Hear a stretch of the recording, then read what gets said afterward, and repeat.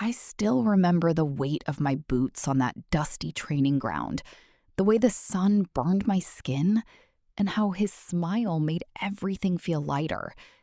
My name is Captain Elena Reyes, and back then, I was a woman who believed duty and love could walk side by side. I joined the Army to prove something, to myself, to the world, that strength wasn't reserved for men. I pushed harder, ran faster, and carried more than anyone expected. Then he walked into my life like a storm I never saw coming. Sergeant Marcus Kane, tall, confident, with eyes that seemed to understand every silent battle I fought inside. We met during a joint survival exercise. Rain poured down, mud caked our uniforms, and we were supposed to be competitors. But when I slipped on a steep ravine, his hand caught mine. "I've got you," he said, voice steady against the thunder. That night, around a small fire, we talked for hours. He told me about losing his brother in combat. I told him about my father, who never believed a daughter could wear the uniform with honor. For the first time, I felt seen. Our love grew in stolen moments, quiet conversations behind barracks, notes passed during briefings, secret meetings under the stars. He promised me forever. "When this tour ends," he whispered one night, his fingers tracing my cheek, "I'm gonna marry you, Elena. We'll build a life bigger than these ranks." I believed him. I gave him everything. My heart, my trust, even parts of my career I should have protected. But what I didn't know was that every "I love you" carried a hidden blade. The rumors started small, whispers in the mess hall, strange looks from the other female officers. I brushed them off, until the day my world shattered. It was after a difficult field operation. I had led my squad through hostile territory with 0 casualties.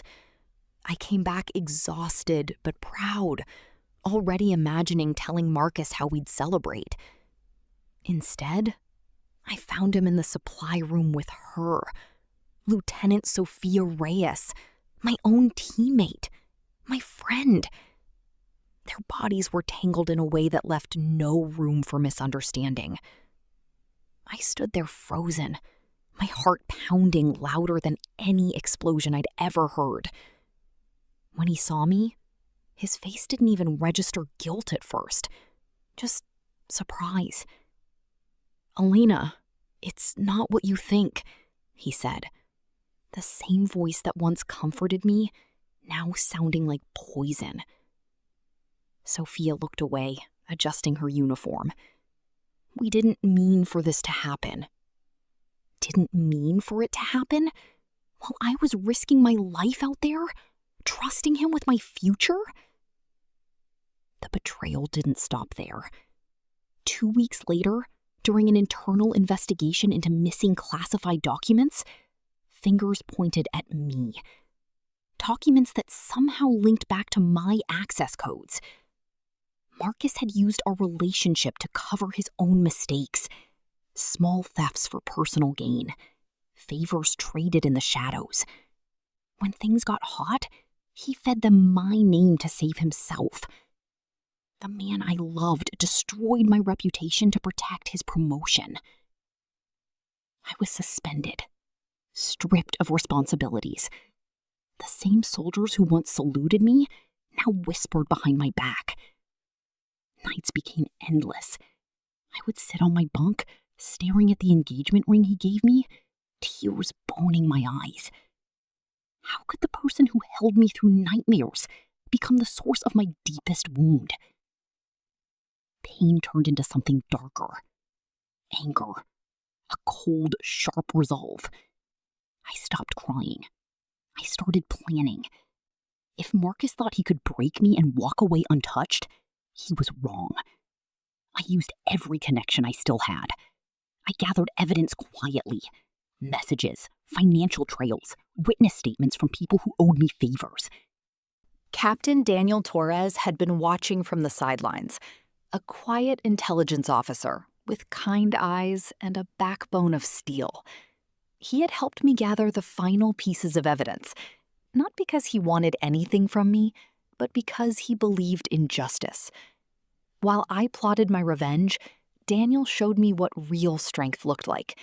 Not loud and vengeful, but steady and honorable. The night I was supposed to confront Marcus, everything changed. I had him cornered in that same supply room where I found him with Sophia, evidence in hand. One call would end his career. He looked at me, pleading. "Elena, please, we can fix this. I still love you." In that moment, staring into the eyes of the man who once meant everything, I felt nothing but pity. The revenge I had dreamed of suddenly felt hollow. Destroying him wouldn't heal the girl who once trusted too deeply. It would only keep me chained to the pain. I didn't make the call.